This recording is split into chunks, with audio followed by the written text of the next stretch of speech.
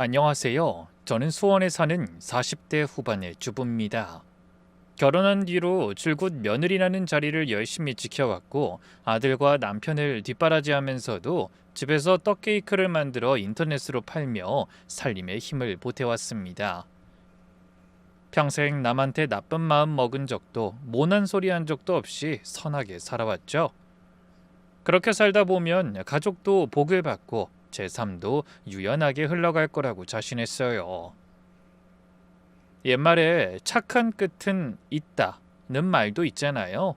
그런데 지난 몇 해 동안 제 인생에 차마 말로 다 하지 못할 일들이 줄지어 일어나며 이런 믿음을 송두리째 흔들어 버렸습니다.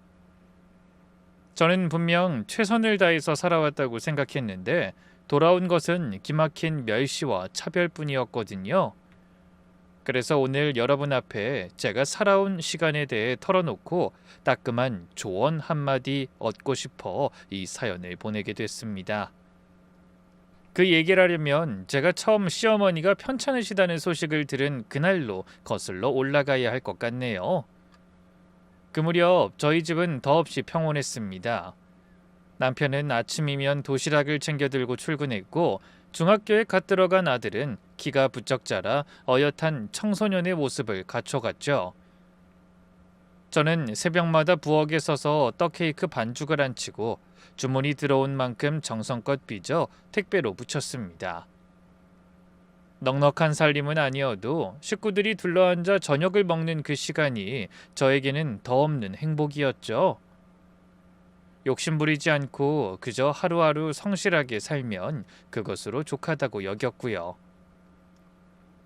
그러던 어느 날 남편이 퇴근하고 돌아와 한참을 말없이 앉아 있었습니다.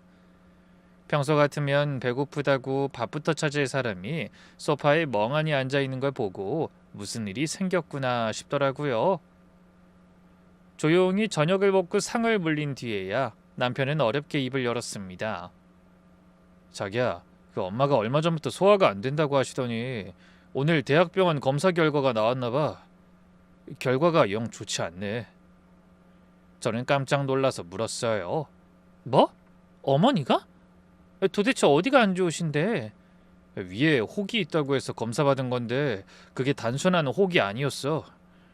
저는 가슴이 철렁 내려앉아 행주를 들고 있던 손을 멈췄습니다. 평소에 대단히 살갑게 지내던 사이는 아니었어도 명색이 시어른이 그런 진단을 받았다는데 어떻게 놀라지 않겠어요? 그날 이후로 며칠은 온 집안 공기가 무겁게 가라앉았습니다. 남편은 숟가락을 들다 말고 멍하니 허공을 바라보기 일쑤였고 저 역시 일이 손에 잡히지 않았죠. 연세도 적지 않으신 시어머니가 힘든 항암 치료를 견뎌내실 수 있을지부터가 걱정이었습니다. 게다가 위에 생긴 병은 음식을 제대로 넘기기 어려워 기력이 급격히 떨어진다는 말을 들으니 누군가 곁에서 끼니부터 약까지 일일이 살피지 않으면 안 될 일이라는 생각이 들더군요. 그날 밤도 남편은 쉬이 잠들지 못하고 자꾸만 뒤척였습니다. 저는 어둠 속에서 그런 남편의 등을 한참 바라보다가 조심스레 궁금한 얘기를 꺼내봤어요. 여보, 어머니 소식 아주버님한테도 말했지? 그쪽은 뭐래? 남편은 천장을 바라보며 누운 채 긴 한숨부터 내셨습니다. 형은 베트남에서 사업을 많이 벌여놔서 도저히 들어올 수 있는 상황이 아닌가 봐. 애들 학교 문제도 있고. 그래? 하긴 그렇겠다. 어머니 건강도 문제지만 그렇다고 생업을 포기할 순 없으니까. 그렇지. 답답해서 종일 일이 손에 안 잡힌다. 저는 남편이 저한테 미안해서 아무 말도 못하고 있다는 걸 당연히 알고 있었습니다. 형님네는 바다 건너 멀리 떨어져 있으니 결국 가까이 사는 저희가 어머니를 도와야 한다는 것도 알고 있었고요. 그래서 한참을 천장만 올려다보다가 결심을 굳히고 천천히 입을 뗐습니다. 여보, 어머니 우리가 모시자. 연세도 있으신데 혼자서 그 큰 병을 어떻게 견디시겠어. 항암치료 시작되면 곁에 누군가는 꼬박 붙어 있어야 할 거야. 남편은 흠칫 놀란 듯 저를 향해 고개를 돌렸어요. 에이, 당신 괜찮겠어? 한두 달도 아니고 항암이라는 게 보통 일이 아닐 텐데. 떡 만드는 일도 있는데 요즘 한창 주문 늘고 있다고 했잖아. 괜찮고 말고가 어딨어. 우리 아니면 어머니 옆에 아무도 없잖아. 그리고 지금 돈이 문제야? 사람이 먼저 살고 봐야지. 일이야 틈틈이 하면 되고.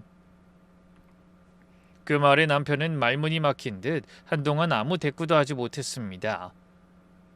그러다 한참 만에 가만히 제 손을 잡으며 속삭이듯 나직하게 말했어요. 여보, 고마워. 정말 고맙다. 고마우면 일찍 들어와서 집안일 좀 도와. 알았지? 그렇게 저는 일부러 웃음으로 미안해할 남편의 마음을 가볍게 해주기 위해 노력했어요. 그런 대화가 오간 뒤 어머니를 모시기 위한 준비가 빠르게 진행됐습니다.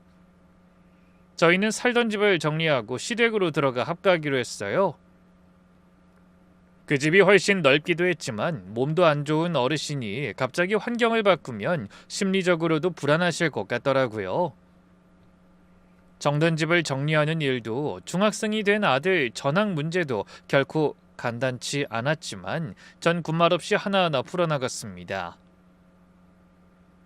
시댁으로 짐을 옮기던 날 어머니는 안방에 앉아 저희가 분주히 오가는 모습을 물끄러미 바라보셨어요. 하지만 별 말씀은 없으셨죠. 고맙다거나 미안하다거나 한마디 해주시면 좋을 텐데 워낙 말주변이 없으신 분이라 그런가 보다 했어요.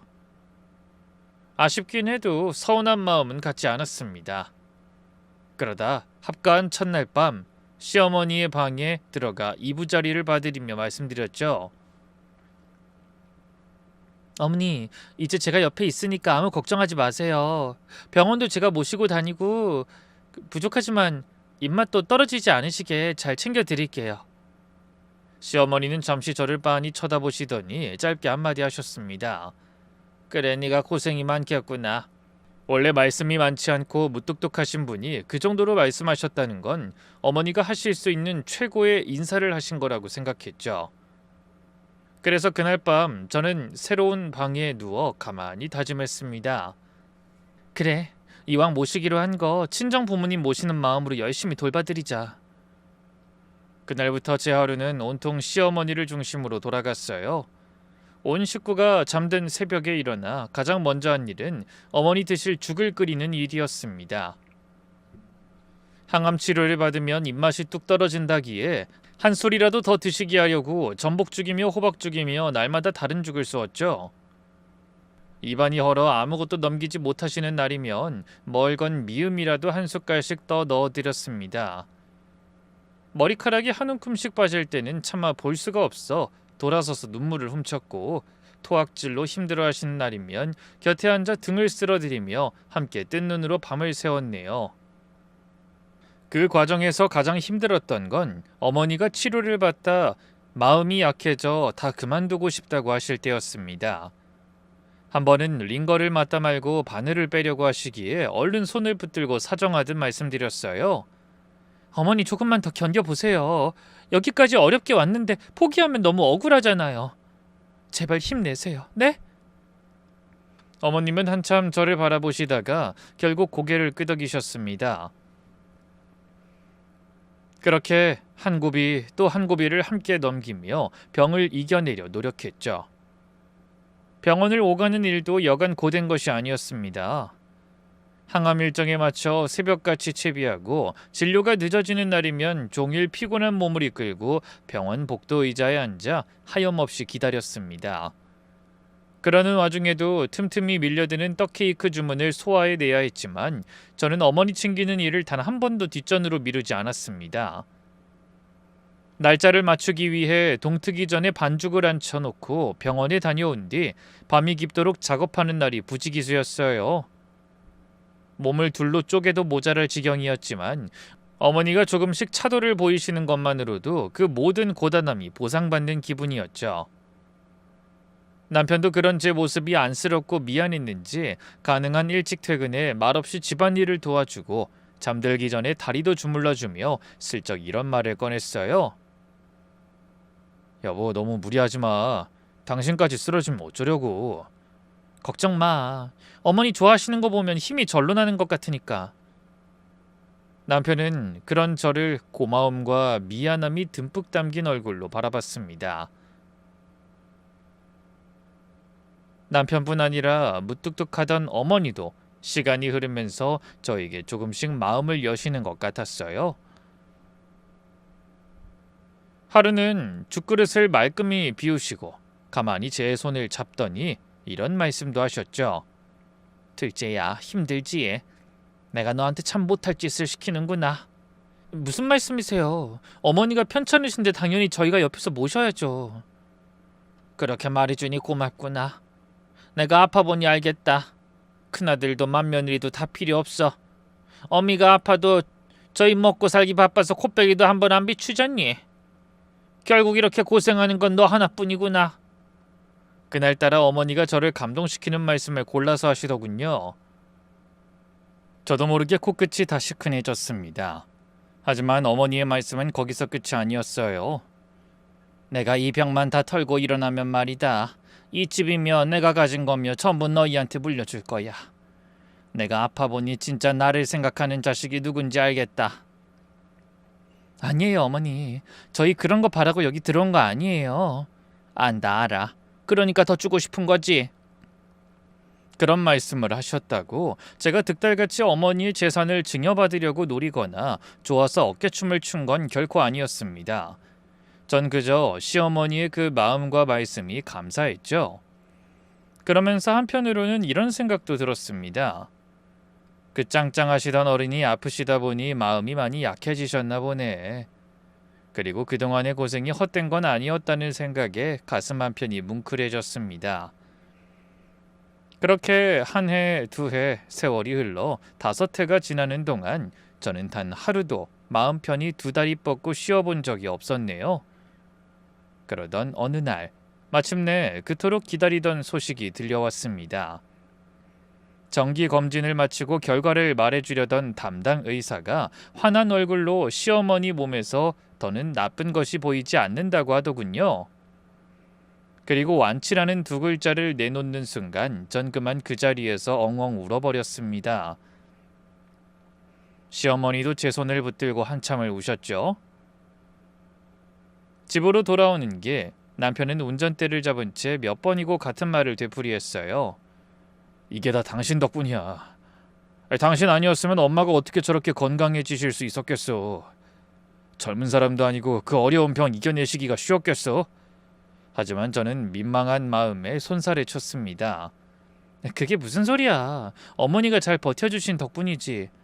누가 뭐래도 가장 힘든 건 어머니셨는데. 그러면서 어머니를 바라보며 가만히 미소 지었습니다. 5년간 투병이라는 긴 터널을 무사히 빠져나왔다는 안도감, 그리고 한 사람의 목숨을 함께 지켜냈다는 뿌듯함이 온몸을 따뜻하게 감쌌죠. 하지만 정작 시어머니 본인은 만감이 교차하시는지 말없이 착창 밖으로 흘러가는 풍경만 바라보고 계셨습니다. 저도 그 마음이 어떤 건지 알 것 같아 옆에서 조용히 손을 잡아드렸어요. 그리고 저도 말없이 고개를 돌려 눈물을 훔쳤습니다.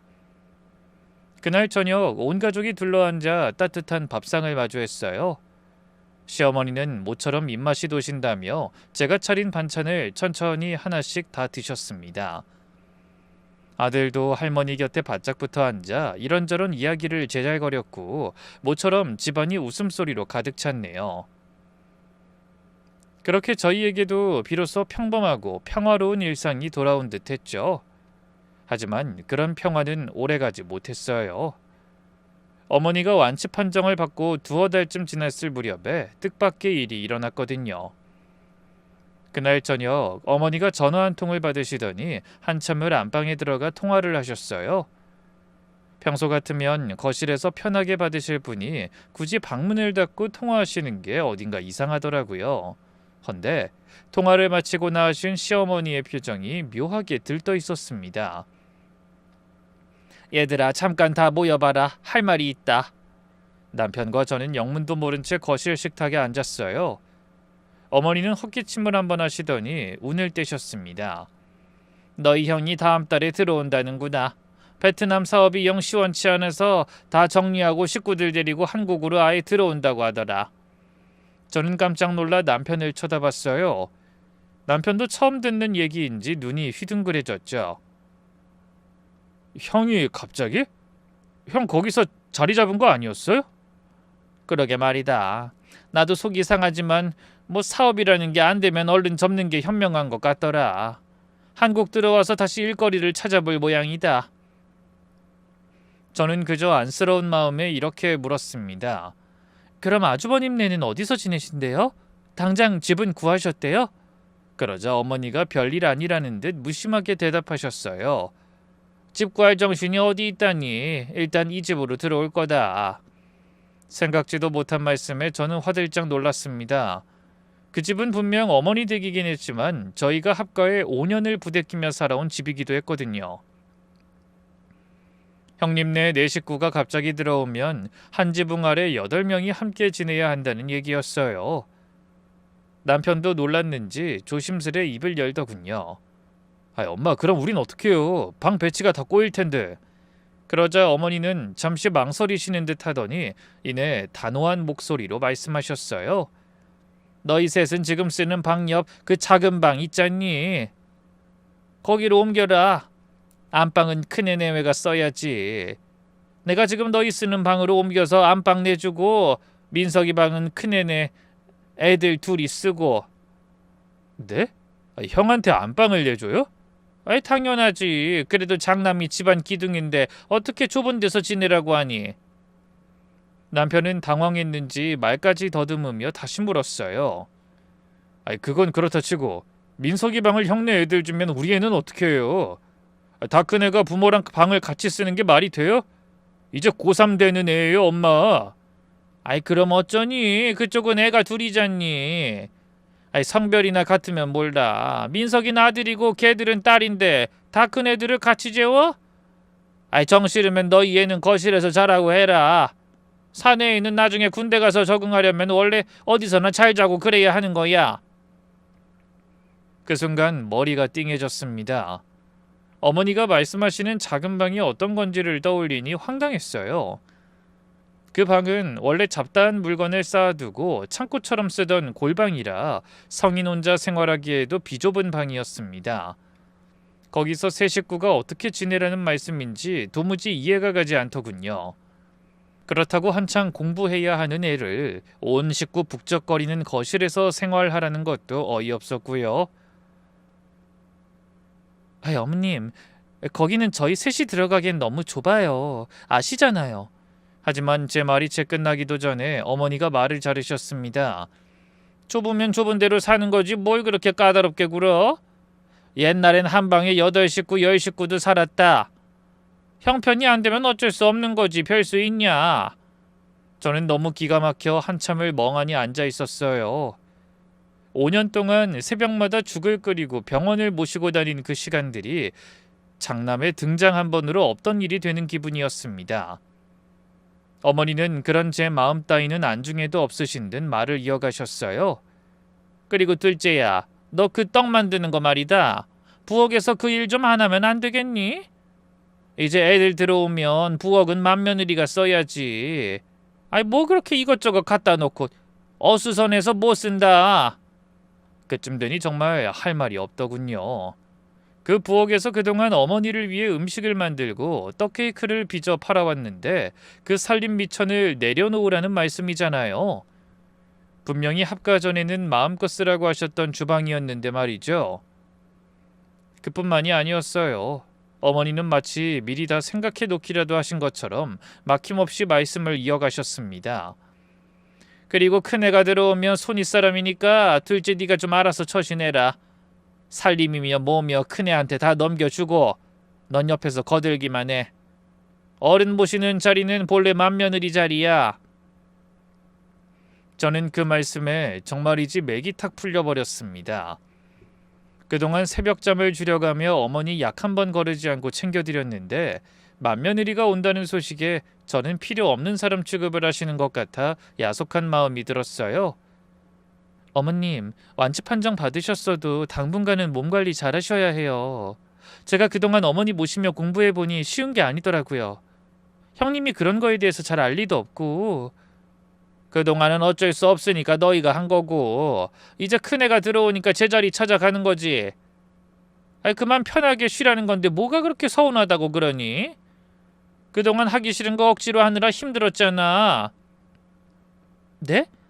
아이 어머님 저 그동안 억지로 한 거 아니에요. 정말 어머님 건강하게 해드리고 싶어서 마음에서 우러나서 한 거 아시면서 왜 그런 말씀을 하세요? 어머니의 억지 소리에 저도 모르게 눈물이 핑 돌았습니다. 그때까지 조용히 듣고만 있던 남편도 그 말씀엔 마음이 상하는지 갑자기 펄쩍 뛰며 끼어들더군요. 아이 엄마 그렇게 말씀하시면 이 사람 정말 서운해요. 밤중에도 칙 펴놓고 졸면서도 위암에 좋다는 음식 공부만 한 사람한테. 하지만 어머니가 손을 휘저으며 그 말도 막아버리셨어요. 넌 가만히 있어. 고부 갈등이 이래서 생기는 거야. 눈치 없이 끼어들지 말고 알아들었으면 그만 일 봐라. 그러고는 자리에서 일어나 안방으로 들어가 버리셨습니다. 거실에 덩그러니 남겨진 저희 부부는 한참을 멍하니 앉아 있었어요. 분명 같은 집에 5년을 살았는데 그 순간만큼은 더부살이하는 객식구처럼 느껴지더라고요. 그날 밤 전 도저히 잠을 이룰 수가 없었어요. 옆에 누운 남편도 한숨만 푹푹 내쉬더라고요. 저는 참다 못해 그런 남편에게 푸념했습니다. 여보, 어머님 왜 저러시는 거야? 투병하시는 동안은 낫기만 하면 우리한테 다 주겠다고 하시더니 그걸 바란 건 아니지만 형님 들어오신다는 한마디에 어쩜 저렇게 달라지셔? 나도 모르겠다.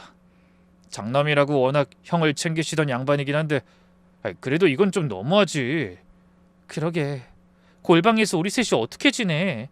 민석이 한참 공부해야 할 시기인데 아빠 엄마랑 한 방에서 자라고 하는 게 말이 돼? 남편은 한참을 끙끙대더니 이렇게 말했어요. 여보, 우리 그냥 따로 집 구해서 나가자. 방법이 없어. 저도 한참을 망설이다가 결국 고개를 끄덕였습니다. 그래. 어머니가 이렇게 나오시는데 우리가 꾸역꾸역 이 집에 있을 필요 없잖아. 그동안 우리가 모셨으니 이제 형님네가 들어와서 모신다고 생각해야지. 무엇보다 민석이 때문이라도 그렇게는 못 살아. 마음을 굳히고 나니 한결 후련하긴 했지만 막상 결정을 실행에 옮기려니 속이 상한 건 어쩔 수 없었어요. 물론 처음에는 어머니 모시는 일이 힘들었지만 전 그동안 어머니와 인간적으로 많이 가까워졌다고 생각했는데 그게 저 혼자만의 착각이었다는 생각에 씁쓸했습니다. 그날 새벽 전 부엌에 나와 어머니 죽을 끓이며 한참을 울었어요. 그 부엌에서 어머니를 위한 음식을 만들던 시간들이 주마등처럼 스쳐가는데 정작 어머니께는 그 시간이 아무 의미 없었던 것 같다는 생각이 들더라고요. 그동안의 시간에 대한 아쉬움과 허망함이 이루 말할 수 없었습니다. 몇 시간 후에 아침상을 앞에 두고 저는 어머니께 정중하게 간밤에 남편과 결정한 일에 대해 말씀드렸어요. 어머니, 저희 따로 집 구해서 나가려고요. 아주머님 내외 들어오시면 좁기도 하고 저희가 비켜드리는 게 맞는 것 같아서요. 헌데 빈말로라도 한번 잡으실 줄 알았던 어머니의 얼굴에 반가운 기색이 스치더니 망설임 없이 말씀하셨어요. 그래, 그게 낫겠다. 너희도 이제 너희 살림 챙겨야지. 그 한마디에 또 서러움이 몰려왔습니다. 정성으로 어머니를 간병한 며느리가 나간다는데 한번 말려보지도 않으시는 모습에 제가 그동안 뭘 위해 그렇게 아등바등 살았나 싶은 생각까지 들더군요. 이튿날부터 저희는 조용히 집을 알아보기 시작했습니다.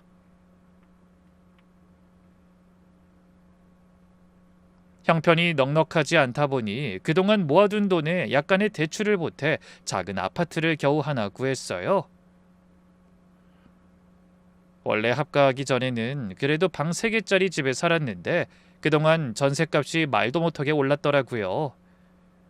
그래서 예전에 살던 집보다 훨씬 좁고 낡은 집에 들어가야 했지만 새 식구가 마음 편히 2다리 뻗고 살 수 있다는 것만으로도 다행이라 여겼죠. 얼마 후 이삿날이 되어 짐을 빼는 동안에도 어머니는 단 한 번도 밖으로 나오지 않으셨습니다.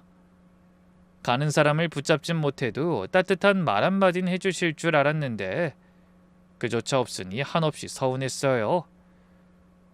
그래도 마음을 다잡고 떠나기 직전에 마지막으로 인사드리러 안방에 들어갔습니다. 어머님, 저희 이만 가볼게요. 그동안 정말 고생 많으셨어요. 앞으로도 자주 들릴게요. 하지만 아쉬운 기색은커녕 어머니는 텔레비전 화면에서 눈도 떼지 않으신 채 짧게 대답하셨어요. 그래, 가봐라. 그 말씀이 어찌나 차갑게 느껴지던지 저는 안방을 나오면서 끝내 참지 못하고 눈물을 흘렸습니다. 그런 제 어깨를 가만히 감싸주는 남편의 얼굴도 딱딱하게 굳어 있었죠. 짐을 실은 차를 뒤따라가며 남편은 한동안 말이 없었습니다. 그 모습에 제가 괜히 눈치가 보여 조심스럽게 물었네요. 여보, 괜찮아? 솔직히 난 후련한 마음도 있어. 이제 늦잠도 자고 편하게 살 수 있겠다 싶어. 그러니까 당신도 너무 속상해하지 마. 그래, 나도 아는데 그냥 엄마가 저렇게까지 매정하실 줄은 몰랐어. 마지 필요 없다고 하실 땐 언제고 형네 식구 들어온다는 한마디가 그렇게 좋으실까? 아무리 좋아도 너무 티내시는 거 아니야? 그 마음을 모르지 않는 저도 차창 밖으로 흘러가는 익숙한 거리를 바라보며 가만히 한숨을 내쉬었어요. 힘들게 견뎌온 세월이 한순간에 부정당한 것 같은 기분. 그 허무함은 겪어보지 않은 사람은 아마 모르실 겁니다. 그래도 한편으로는 다행이라는 생각도 들었어요. 예전부터 큰 며느리라면 껌뻑 죽는 시어머니가 저와 형님을 비교하실 건 뻔한 일이었거든요. 그렇게 비교당하며 사느니 차라리 떨어져 사는 편이 모두에게 나을지도 모른다는 생각이 들더라고요. 그래서 새로운 울타리에 짐을 풀며 저는 가족들을 다독였어요. 자, 이제 또다시 우리 세 식구의 보금자리가 생긴 거야. 앞으로도 힘내서 각자 열심히 뜁시다. 그런 제 말에 남편도 애써 웃음 짓는 게 보이더군요. 아이도 새 방이 생겨서 좋다며 들뜬 표정을 지었죠.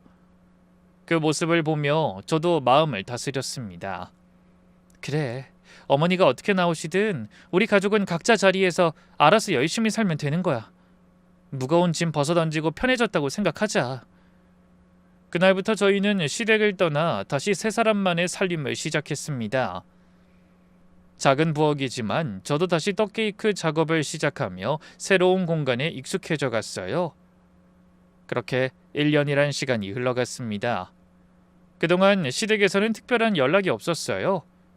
명절에 인사를 드리러 가도 형식적으로 안부만 주고받을 뿐 살가운 대화는 좀처럼 오가지 않았죠. 어머니도 언제 그랬냐는 듯 다시 예전의 그 무뚝뚝한 시어머니의 모습으로 돌아가셨더군요. 남편이 가끔 아주버님에게 전화를 걸어 안부를 묻는 정도가 다였어요. 베트남 사업을 접고 돌아온 아주버님 내외는 한국에서 다시 사업을 벌여보겠다며 이런저런 일에 손을 대는 모양이었는데 자세한 사정은 알 길이 없었습니다. 그저 무소식이 희소식이려니 생각하며 전 그저 저희 세 식구 챙기는 일에만 묵묵히 매달리기로 했죠. 그래서 다시는 제가 시어머니와 같은 공간에서 부대끼며 살 일은 없을 거라고 생각했습니다. 그렇게 평온한 일상을 보내던 어느 날 부산에 사는 친척 사촌 동생의 결혼식 소식이 날아왔습니다. 외가 친척들이 한자리에 모이는 자리라 친정엄마가 꼭 내려와 달라고 신신당부를 하셨어요. 마침 떡케이크 주문도 잠시 한가했던 터라 1박 2일 일정으로 다녀오기로 했죠. 여보, 나 부산 다녀올 동안 민석이 끼니 좀 잘 챙겨줘. 냉장고에 반찬 다 만들어놨으니까 데우기만 하면 돼. 그래, 걱정하지 마. 이왕에 가는 거 재밌게 보내다 와. 그래서 남편의 배웅을 받으며 가벼운 마음으로 길을 나섰습니다. 결혼식을 무사히 잘 보고 오랜만에 만난 친정 식구들과 늦도록 회포를 풀며 모처럼 즐거운 시간을 보냈죠. 다음 날 점심을 먹고 돌아오는 KTX 안에서 창밖으로 흘러가는 들판을 바라보니 그동안 쌓였던 피로가 다 씻겨내려가는 기분이었어요. 그런데 짧은 여정을 마치고 집 근처에 다다랐을 때 저는 이상한 광경을 목격했습니다. 저희 아파트 앞에 1톤 트럭이 서 있고 인부 두엇이 짐 보따리며 박스를 들고 분주히 오르내리고 있는 거예요. 처음에는 여포수가 이사를 가나 보다 했죠. 그런데 자세히 보니 그 짐들이 죄다 저희 집으로 옮겨지고 있었습니다. 어머, 저게 뭐지? 우리 집에 들어올 짐이 뭐가 있어? 저는 영문을 모른 채 어리둥절한 표정으로 서둘러 계단을 올랐습니다. 그리고 현관문을 열자마자 그 자리에서 얼어붙고 말았어요. 거실 한복판에 시어머니가 떡하니 버티고 계시는 거예요. 그것도 마치 원래 이 집 주인이라도 되는 듯 편안하게 소파에 앉아 텔레비전을 보고 계셨습니다. 어머님? 아니, 연락도 없이 여긴 어쩐 일이세요? 전 깜짝 놀라 가방을 떨어뜨릴 뻔했어요. 하지만 어머님은 저를 흘끗 쳐다보시더니 별일 아니라는 듯 무심하게 대답하셨습니다. 왔냐? 그 부산 갔다는 얘긴 들었다. 네. 아니, 근데 갑자기 무슨 일로... 혹시 저 짐 어머님 짐이에요? 제 말이 채 끝나기도 전에 인부가 안방으로 화장대를 들이는 소리가 쿵쿵 들려왔습니다. 전 그제야 정신이 번쩍 들어 안방을 들여다봤어요. 거기에는 이미 어머니의 옷가지며 친구며 익숙한 짐들이 빼곡히 들어차 있었습니다. 한두 박스가 아니라 살림살이 전체가 들어와 있더라고요. 그러니까 저 없는 사이에 아예 이삿짐을 다 옮겨 놓으신 거죠. 저는 서둘러 다시 밖으로 나와 떨리는 목소리로 남편에게 전화를 걸었습니다. 여보, 당신 지금 어디야? 빨리 좀 들어와봐. 집에 어머니가 짐을 옮기고 계셔. 뭐? 짐? 아니, 그게 무슨 소리야? 그건 내가 묻고 싶은 말이야. 당신 집에 있는 거 아니었어?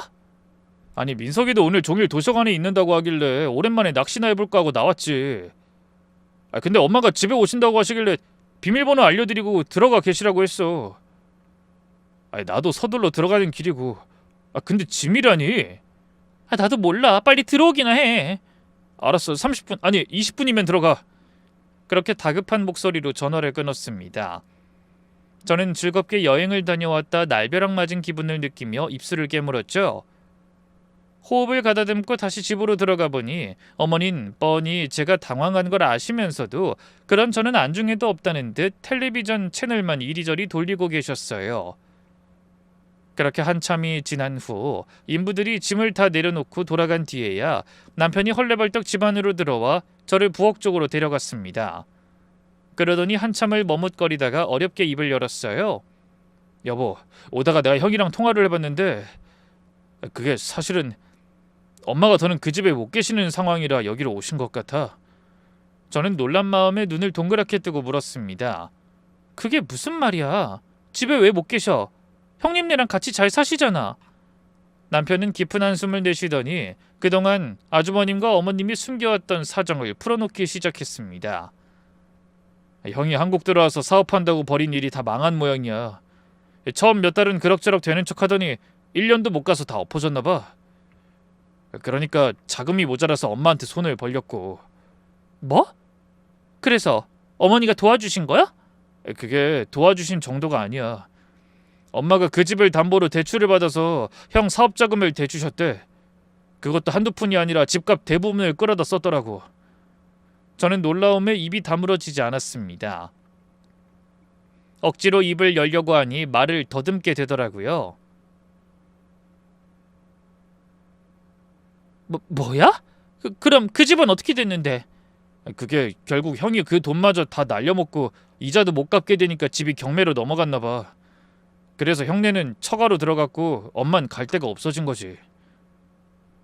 남편의 말에 저는 순간적으로 다리에 힘이 풀려 휘청거렸습니다. 남편이 놀라서 저를 붙잡았지만 전 그 손을 거칠게 뿌리치며 소리쳤어요. 그래서 우리한테 말 한마디 없이 짐을 다 싸들고 오셨다는 거야? 당신은 진짜 몰랐어? 남편은 고개를 떨군 채 한숨과 함께 대답했습니다. 나도 몰랐어. 난 그냥 형이 잘 사는 줄 알았지. 자존심 때문인지 나한텐 죽는 소리 안 했거든. 자존심 때문이 아니라 우리가 자기 도와줄 형편이 안 되는 걸 알고 말도 안 꺼낸 거겠지. 개털 취급당한 게 오히려 다행이긴 하네. 우리까지 뜯어갈 생각을 했으면 어쩔 뻔했어. 그런 말을 하면서도 너무 기가 막혀서 계속 헛웃음이 나왔습니다. 그동안 저희는 아주버님네 사정에 대해 전혀 들은 적이 없으니 놀랄 수밖에 없었어요. 어머니는 큰아들이 돌아온 뒤로 저희에게 안부 전화 한 통 하신 적이 없었고 명절에 인사가도 아무 내색 없으셨거든요. 그런데 집까지 다 날리고 갈 곳이 없어지자 그제야 다시 저희를 떠올리신 거예요. 그것도 미리 양해 한마디 구하지 않으시고 온 가족이 집을 비운 그 짧은 순간에 기습적으로 짐을 들이신 겁니다. 이건 도저히 그냥 넘어갈 수 있는 일이 아니라고 생각했어요. 그래서 거실로 나와 어머니를 향해 말씀드렸습니다. 어머님, 이렇게 말씀도 없이 갑자기 오시면 어떡해요? 저희도 사정이라는 게 있는데 미리 한마디 의논이라도 해주셨어야죠. 그러자 시어머니가 텔레비전에서 눈을 떼시더니 표정을 싹 바꾸며 절 노려보셨어요. 의논? 어미가 자식 집 들어오는데 무슨 의논이 필요해? 다 늙은 어미가 갈 데가 없는데 그것도 자식한테 허락받아가며 들어와야 하냐? 부모 모시는 거야 자식의 기본적인 도리지. 너무 어이가 없어 말문이 막히더군요. 큰아들 온다는 소식에 5년이나 어머니의 손발이 되어드린 저희 가족은 골방에 밀어넣을 생각만 하신 분이 하실 말씀이 맞는 건가 싶었어요. 어디 그뿐인가요? 나간다는 사람 잡지도 않고 눈길조차 주지 않으시던 분이 이제 와서 자식도리를 따지시다니 황당해도 너무 황당했습니다. 그래도 저는 가능한 큰 소리 내지 않으려 숨을 고르며 입을 열었어요. 어머니, 저희 집은 좁잖아요. 보시다시피 방도 2개고 민석이 입시가 코앞인데. 뭐야? 자식 때문에 오갈 곳 없는 시어미를 내치기라도 하겠다는 거냐? 나는 뭐 좋아서 이러고 있는 줄 알아? 내가 오죽하면 너희 집에 들어왔겠니? 안 그래도 속 시끄러운 사람 괴롭히지 말고 넌 짐이나 정리해라. 아까 인부들한테 안방에 있던 너희들 짐 대충 민석이 방으로 옮겨 놓으라고 했다. 뭐라고요? 전 얼른 달려가 아이 방을 열어봤다가 기겁했습니다. 짐을 놔둘 곳이 없어 그냥 어머니 집을 안방에 대충 넣어둔 줄 알았는데 안방 서랍과 옷장에 있던 저희 짐을 싹 빼서 아들 침대 위에 던져두고 저희 옷장까지 차지하셨더라고요. 저는 화가 머리끝까지 치밀어 올랐지만 꾹 참고 다시 말씀드렸습니다. 어머님, 이건 아니잖아요. 화내려는 게 아니라 좁은 집이라 어머니 모실 방도 마땅치 않고 사정을 좀 알아야 저희도 준비라는 걸 하죠. 이렇게 막무가내로 밀고 들어오시면 저희는 어떻게 해요? 하지만 어머니는 제 말엔 아랑곳 없이 거실을 둘러보시며 비웃듯 말씀하셨어요. 이까지 것도 살림이라고? 부엌 꼴 좀 봐라. 그러시며 행주며 정리가 하나도 안 되고 넌 살림을 어떻게 하길래 이 모양이야? 큰애는 살림을 얼마나 깔끔하게 한 줄 아니? 또 형님 얘기였습니다. 아주버님네가 집을 날려먹고 갈 곳이 없어 저희 집에 밀고 들어오신 그 상황에서도 형님 얘기를 하신다니 말문이 막히더라고요. 곁에 있던 남편이 한마디 거들어볼까 하는 눈치였지만 시어머니의 매서운 눈초리에 그만 입을 다물고 말았습니다. 그러다 도서관에 갔던 아들이 돌아와 더는 말씨름을 할 상황도 되지 못했어요. 그래서 어쩔 수 없이 짐을 대충 여기저기 쑤셔넣고 거실에 이불을 편 채 잠을 청해야 했습니다. 아들도 놀라긴 했지만 할머니의 사정을 듣더니 자기가 거실에서 자겠다고 나서더라고요. 그래도 공부하는 애한테 그러라고 할 순 없어 남편이랑 둘이 거실에 누운 거죠. 그렇게 어머니가 이사 오신 첫날 저녁은 잔소리와 한숨으로 끝이 났어요. 그날 밤 저는 당연히 한숨도 자지 못했습니다. 1박 2일 집을 비운 사이에 시어머니 살림이 통째로 들어와 있는데 거기다 첫날부터 살림이 어떻다, 맏며느리가 어떻다, 들볶이는 마당에 그 상황을 누가 견딜 수 있겠어요? 제가 우라통이 터져 가슴을 치자 옆에 누운 남편이 물었습니다. 잠이 안 와? 그 한마디에 저는 참아왔던 감정이 폭발해 대뜸 짜증을 부렸어요. 그걸 지금 말이라고 해? 그럼 이 상황에 잠이 오겠어? 여보, 나 이대로는 도저히 못 살아. 어머니 형님네랑 사시라고 해. 어떻게든 돈 구해서 어머니 모셔가라고 하라고. 자기네가 아쉬울 때는 5년이나 개고생한 우리 몰아내고 안방 차지하더니 이제 와서 재산 다 들어먹고 어머니 또 우리한테 모시라는 게 말이야 똥이야? 하지만 남편은 팔이 안으로 굽는지 그래도 저처럼 대놓고 자기 식구들 욕을 하진 못하더라고요. 아이, 그건 그런데 지금 사정이 그러니까. 뭐? 그럼 우리 사정은? 계속 이렇게 어머니한테 안방 내드리고 거실 생활하자고? 그리고 엄밀히 말하면 그 집도 나중에는 우리한테도 절반의 권리가 있는 건데, 진짜 도움 필요할 때 모신 우리한텐 한마디도 없이 통째로 큰아들네 퍼주신 게 맞는 거냐고. 여보, 진정해. 나도 답답한데 연세도 많으신 분을 당장 어디로 가시라고 해.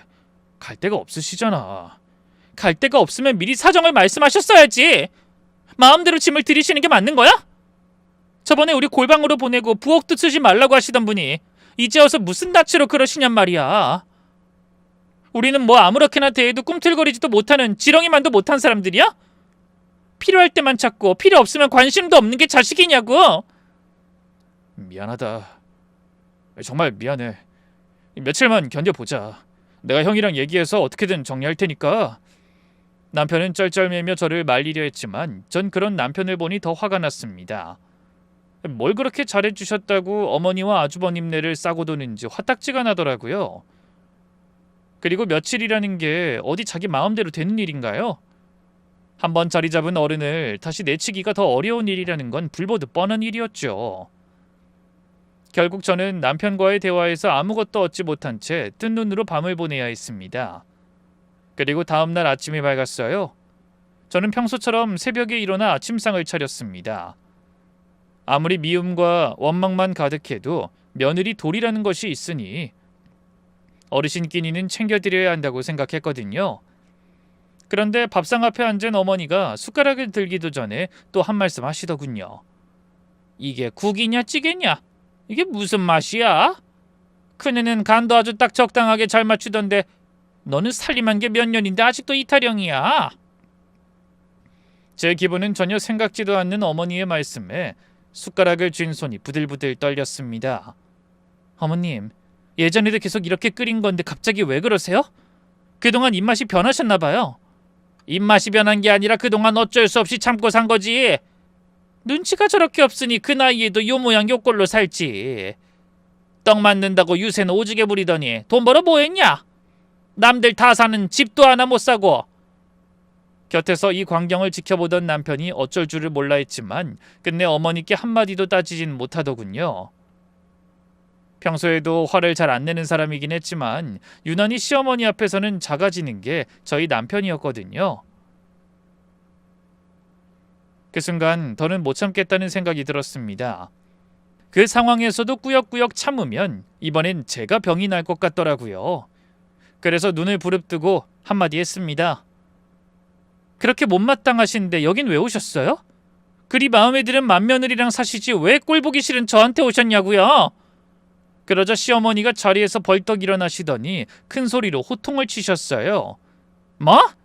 이게 어디서 눈을 똑바로 뜨고 그따위 소리를 해? 너 시어미가 이 집에 들어온 게 그렇게 꼴보기 싫고 꼽냐? 같이 살기 싫으면 네가 나가. 엄연히 여기는 내 아들 집이야. 그 말씀에 저도 울컥해서 자리를 박차고 일어나 아이 방으로 들어갔어요.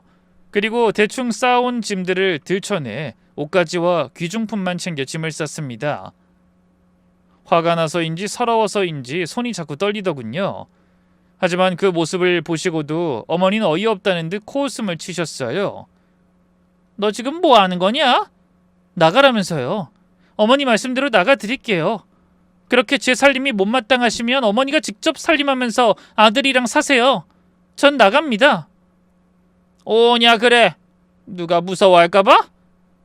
2번 오는 일 없게 말끔하게 잘 챙겨서 나가거라. 헌데 그때 시어머니 휴대폰이 울리는 소리가 들렸어요. 어머니는 그런 순간에도 제가 나가든 말든 유유히 전화를 받으시더군요. 남편은 쩔쩔매며 저를 붙잡으려 했지만 전 그 손을 뿌리치고 가방을 든 채 신발을 신었습니다. 그리고 현관문을 열고 복도로 나와 엘리베이터 버튼을 눌렀어요. 그런데 제가 엘리베이터에 오르려던 바로 그 찰나에 예상치 못한 일이 일어났습니다.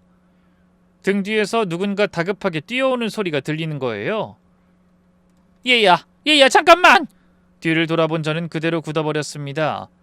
시어머니가 맨발로 한 손에 휴대폰을 꼭 쥔 채 저를 향해 달려오고 계셨거든요.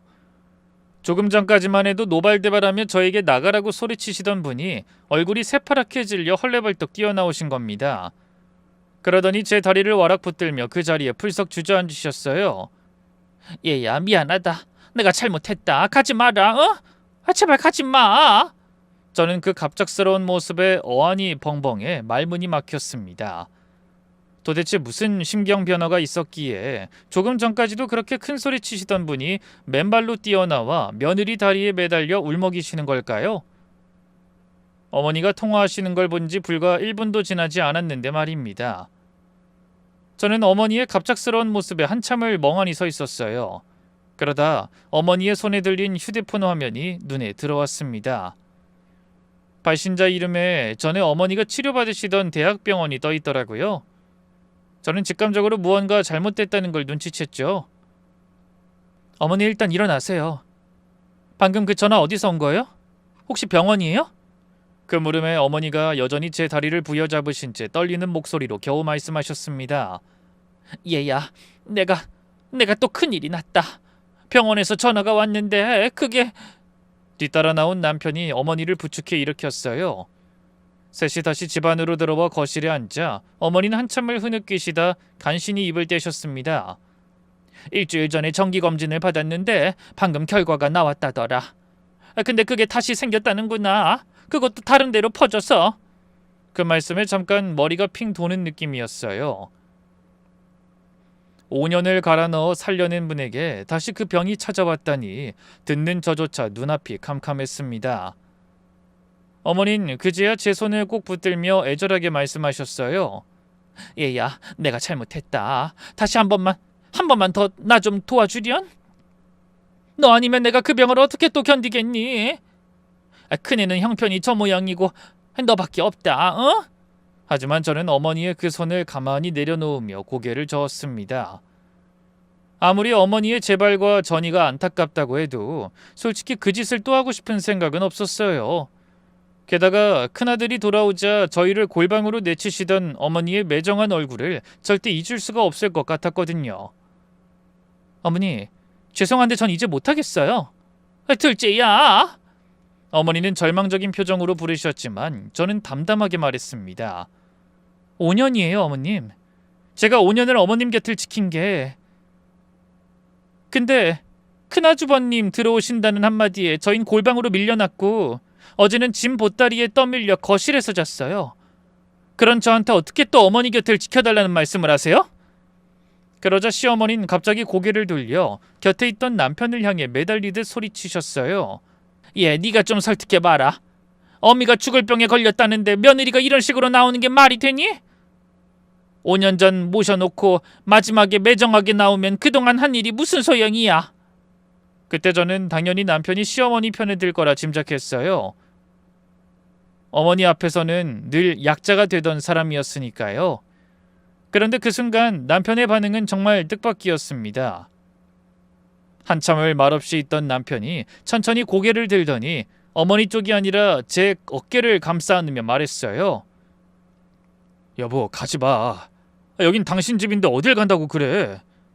여보, 아무리 그래도 난 이제...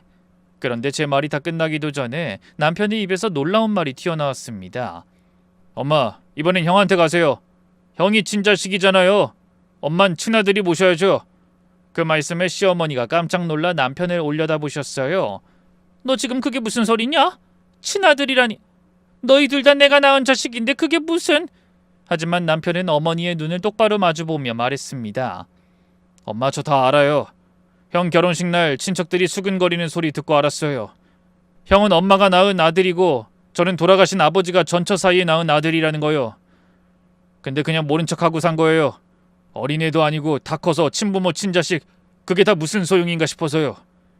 그 순간 거실에 무거운 침묵이 내려앉았습니다. 저도 처음 듣는 얘기에 머리가 어질했어요.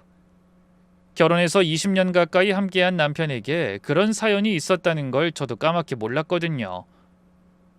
어머니 역시 얼굴이 새하얗게 질려 한참을 아무 말씀도 못하셨습니다. 그저 남편만 담담하게 자신의 마음을 털어놨죠.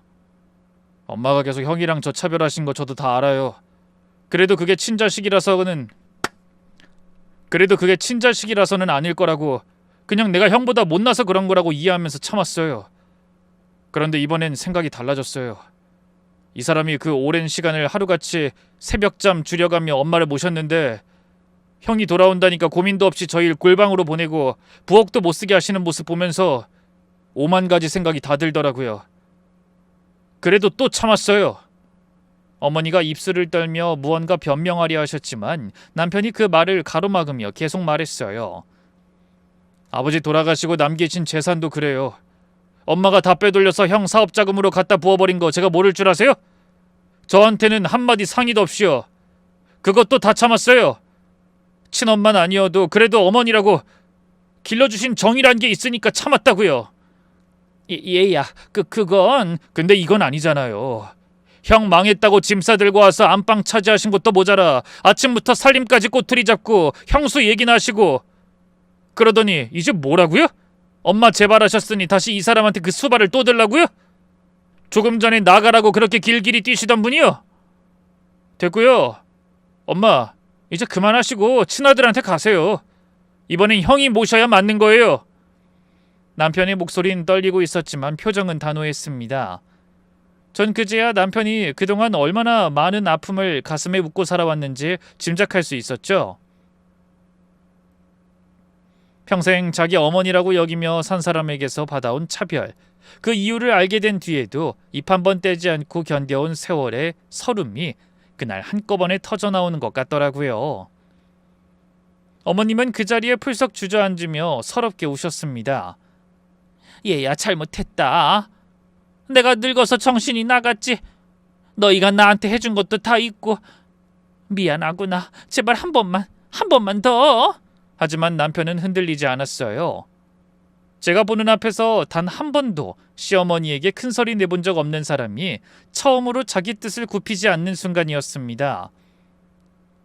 결국 그날 오후에 남편은 아주버님께 전화를 걸어 어머니를 모시라고 했어요.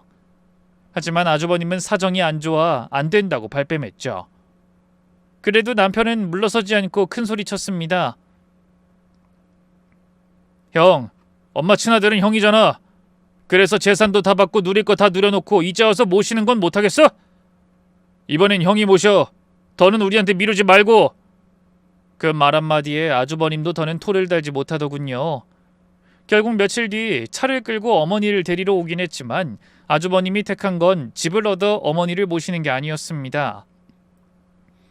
마누라 눈치가 보여서 안 된다며 항암 치료받는 어머니를 요양병원에 보내버린 거예요. 그래놓고 처가의 도움을 받아 사업을 다시 일으키느라 바쁘다는 핑계로 한 달에 한두 번 면회 갈까 말까 했고 맏며느리는 아예 발길조차 끄는 것 같더라고요. 끼니마다 죽을 끓여 입에 떠넣어 드리던 사람도 새벽마다 약을 챙기던 사람도 옆에 없으니 어머니의 두 번째 투병은 외로움 속에서 더디게 흘러갔을 겁니다. 그 무렵부터 어머니가 가끔 저에게 전화를 걸어오셨어요. 모르는 번호로 전화가 와서 받아보면 떨리는 목소리로 이런 말씀을 하셨죠. 둘째야, 나다. 잘 지냈니? 네, 어머님. 몸은 어떠세요? 말이 아니지. 너무 외롭고 힘들구나. 입이 까슬거리는데 여기 밥은 도통 입에 맞지도 않고 혼자 가만히 누워있으면 자꾸 네 생각이 나더라. 예전에 네가 끓여주던 그 호박죽이 그렇게 생각나. 딱 한 번만 더 먹어보고 싶구나. 전화기를 든 손이 자꾸 떨렸습니다. 아무리 차갑게 돌아섰다 해도 이 사람 마음이라는 게 그렇게 단번에 정리되는 게 아니더라고요. 더구나 몸도 성치 않은 분이 하시는 말씀이라 저도 모르게 마음이 흔들렸어요. 그런 일이 두세 번 반복되던 어느 날 저는 남편에게 어렵게 말을 꺼냈습니다. 여보, 어머니가 또 전화하셨어. 호박죽이 드시고 싶으신 것 같은데 내가 한 번만 다녀올까 봐. 그래도 당신을 키워주셨고 5년이나 모신 정이라는 게 있는데. 하지만 남편은 단호하게 고개를 저었어요. 안 돼, 가지마 여보. 잘 생각해봐. 엄마가 외로워서 당신 찾는 거 그게 진심인 것 같아? 그동안 당신이 당한 일 벌써 다 잊은 거야? 아니, 그런 건 아닌데. 여보, 한 번 가면 두 번 가게 돼. 두 번 가면 또다시 그 짐이 우리한테 돌아오는 거야. 엄마는 안 변하셔. 그렇게 정성을 들여도 친아들밖에 모르시는 분이잖아. 그런 분을 우리가 또 보살펴드릴 의무는 없어. 이제 우리 가족이나 챙기며 살자. 그런 남편의 말에 전 한참을 아무 대답도 하지 못했습니다. 얼마나 상처가 깊으면 그 선한 사람이 저런 말을 하는 건가 싶어서 가슴이 먹먹하기도 했어요. 그래서 저도 남편의 말을 따르기로 했습니다. 솔직히 혼자 말없이 다녀올까도 생각했지만 그랬다가 남편 말대로 어머니한테 덜미라도 잡혀 또 예전과 같은 일을 당하지 말란 법이 없다는 생각이 들었죠. 그래서 요즘 저는 마음을 단단히 먹고 모르는 번호로 걸려오는 전화는 일체 받지 않고 있답니다. 여러분, 저는 꼭 정성이라는 것이 보답으로 돌아오길 바란 건 아닙니다. 하지만 자신을 위해 희생한 상대의 고마움은 아는 게 사람된 도리가 아닌가 생각합니다. 저희 시어머니는 그 당연한 이치를 우습게 여겨 결국 외로운 투병 생활을 하고 계신 거겠죠. 그러니 이 사연을 함께 하신 여러분은 주변의 고마운 분들에게 충분히 감사의 마음을 표시하고 사는 분들이 되시길 바라며 저는 이만 물러가겠습니다. 귀한 시간 내어 함께 해주신 모든 분 정말 감사합니다.